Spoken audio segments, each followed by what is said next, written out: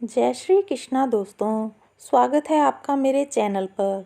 आज मैं आपको फाल्गुन मास के कृष्ण पक्ष की विजया एकादशी की कथा सुनाऊंगी। लेकिन वीडियो शुरू करने से पहले अगर आपने अभी तक मेरे चैनल को सब्सक्राइब नहीं किया है तो कर लें और पास में लगे बेल आइकन को भी दबा दें ताकि मेरे आने वाली सभी वीडियोस की नोटिफिकेशन आपको मिल जाए। तो चलिए शुरू करते हैं फाल्गुन मास के कृष्ण पक्ष की विजया एकादशी की कथा। धर्मराज युधिष्ठिर बोले, हे जनार्दन, फाल्गुन मास के कृष्ण पक्ष की एकादशी का क्या नाम है और उसकी विधि क्या है? कृपा करके आप मुझे बताइए। श्री भगवान बोले, हे राजन, फाल्गुन मास के कृष्ण पक्ष की एकादशी का नाम विजया एकादशी है। इसके व्रत के प्रभाव से मनुष्य को विजय प्राप्त होती है। यह सब व्रतों से उत्तम व्रत है।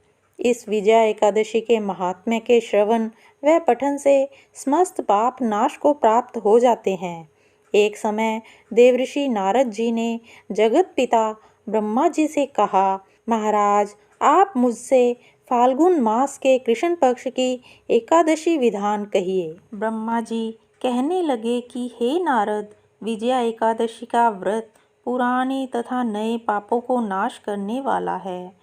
इस विजया एकादशी की विधि मैंने आज तक किसी से भी नहीं कही। यह समस्त मनुष्यों को विजय प्रदान करती है। त्रेता युग में मर्यादा पुरुषोत्तम श्री रामचंद्र जी को जब 14 वर्ष का वनवास हो गया, तब वे श्री लक्ष्मण तथा सीता जी सहित पंचवटी में निवास करने लगे। वहां पर दुष्ट रावण ने जब सीता जी का हरण किया, तब इस समाचार से श्री रामचंद्र जी तथा लक्ष्मण अत्यंत व्याकुल हुए और सीता जी की खोज में चल दिए। घूमते घूमते जब वे मरणासन जटायु के पास पहुँचे तो जटायु उन्हें सीता जी का वृतांत सुनाकर स्वर्गलोक चला गया। कुछ आगे जाकर उनकी सुग्रीव से मित्रता हुई और बाली का वध किया। हनुमान जी ने लंका में जाकर सीता जी का पता लगाया और उनसे श्री रामचंद्र जी और सुग्रीव की मित्रता का वर्णन किया। वहां से लौटकर हनुमान जी ने भगवान राम के पास आकर सब समाचार कहे। श्री रामचंद्र ने वानर सेना सहित सुग्रीव की संपत्ति से लंका को प्रस्थान किया। जब श्री रामचंद्र जी समुद्र से किनारे पहुँचे तब उन्होंने मगरमच्छ आदि से युक्त उस अगाध समुद्र को देखकर लक्ष्मण जी से कहा कि इस समुद्र को हम किस प्रकार से पार करेंगे। श्री लक्ष्मण ने कहा, हे पुराण पुरुषोत्तम, आप आदि पुरुष हैं, सब कुछ जानते हैं। यहाँ से आधा योजन दूर पर कुमारी द्वीप में वक्दालभ्य नाम के मुनि रहते हैं। उन्होंने अनेक ब्रह्मा देखे हैं। आप उनके पास जाकर इसका उपाय पूछिए। लक्ष्मण जी के इस प्रकार के वचन सुनकर श्री रामचंद्र जी वक्दालभ्य ऋषि के पास गए और उनको प्रणाम करके बैठ गए। मुनि ने भी उनको मनुष्य रूप धारण किए हुए पुराण पुरुषोत्तम समझकर उनसे पूछा कि हे राम, आपका आना कैसे हुआ? रामचंद्र जी कहने लगे, हे ऋषि, मैं अपनी सेना सहित यहाँ आया हूँ और राक्षसों को जीतने के लिए लंका जा रहा हूँ। आप कृपा करके समुद्र पार करने का कोई उपाय बतलाएं। मैं इसी कारण आपके पास आया हूँ।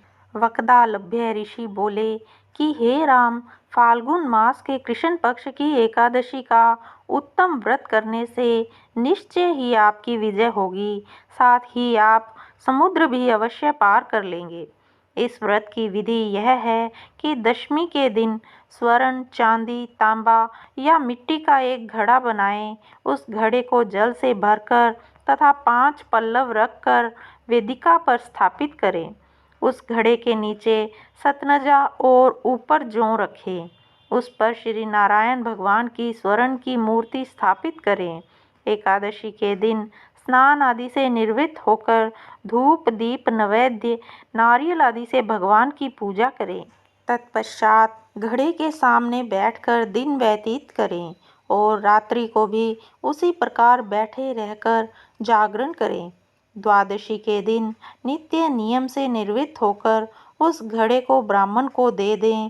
हे राम, यदि तुम भी इस व्रत को सेनापतियों सहित करोगे तो तुम्हारी विजय अवश्य होगी। श्री रामचंद्र जी ने ऋषि के कथा अनुसार इस व्रत को किया और इसके प्रभाव से दैत्यों पर विजय पाई। अतः हे राजन, जो कोई मनुष्य विधि पूर्वक इस व्रत को करेगा, दोनों लोकों में उसकी अवश्य विजय होगी। श्री ब्रह्मा जी ने नारद जी से कहा था कि हे पुत्र, जो कोई इस व्रत के महात्म्य को पढ़ता या सुनता है, उसको वाजपेय यज्ञ का फल प्राप्त होता है। इसी के साथ ही ये कथा समाप्त होती है। तो दोस्तों, ये कथा आपको कैसी लगी कमेंट करके अवश्य बताइएगा और कमेंट में जय श्री कृष्णा और जय माँ एकादशी लिखना ना भूलिएगा। अगर आपको ये वीडियो अच्छी लगी तो इसे लाइक कीजिएगा, शेयर कीजिएगा और मेरे चैनल को सब्सक्राइब करना ना भूलिएगा और पास में लगे बेल आइकन को भी दबा दें ताकि मेरे आने वाली सभी वीडियोस की नोटिफिकेशन आपको मिल जाए। धन्यवाद दोस्तों, मिलते हैं अगली वीडियो में। जय श्री कृष्णा।